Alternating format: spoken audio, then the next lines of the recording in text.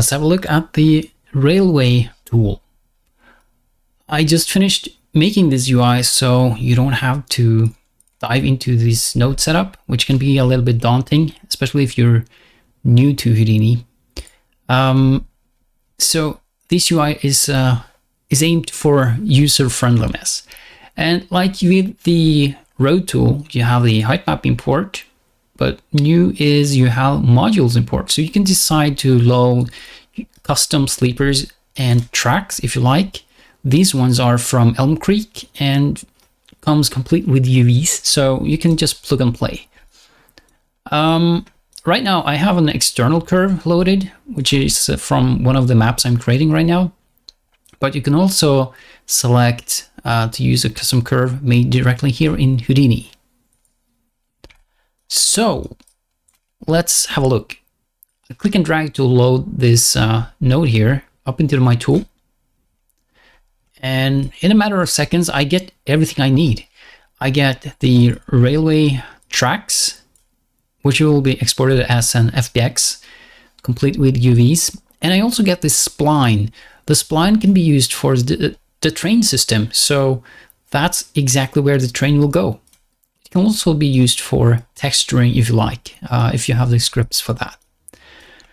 Now, let's have a look here. This is basically a roller coaster, right? So we need to adjust the terrain a little bit based on the slope. So I'll increase the selection rate of slopes. And I'll start to smooth this quite a lot. So now we have a smoother incline instead, like so. And it feels kind of weird that it's cutting through here in the terrain, especially like over here and over here. So let's make a few edits to this curve. So I'll just zoom in here, start editing my curve. I'll make 2 additional points right here. And I'll, instead of clicking and dragging each point, I will just click this segment entirely. And while it may look like it's chugging along here, it's very heavy. Yes, it's doing many operations in one go though.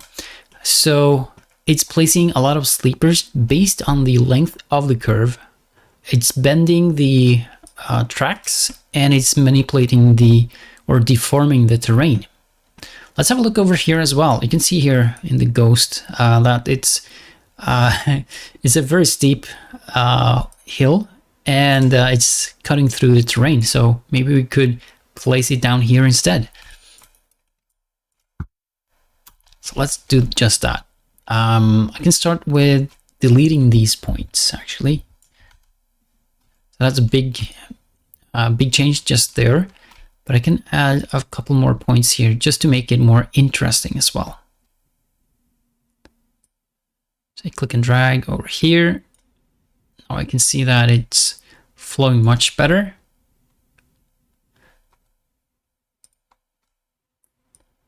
Just move this point over here. Now go back to the full view here, and this just takes a few seconds and you've drastically changed not only the tracks but also the terrain.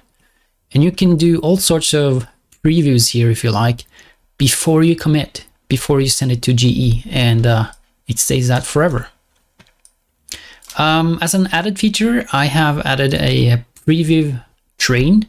So this train is actually from one of the elder versions of Farming Sim, but you can see clearly a good preview of how it will behave in the corners over here.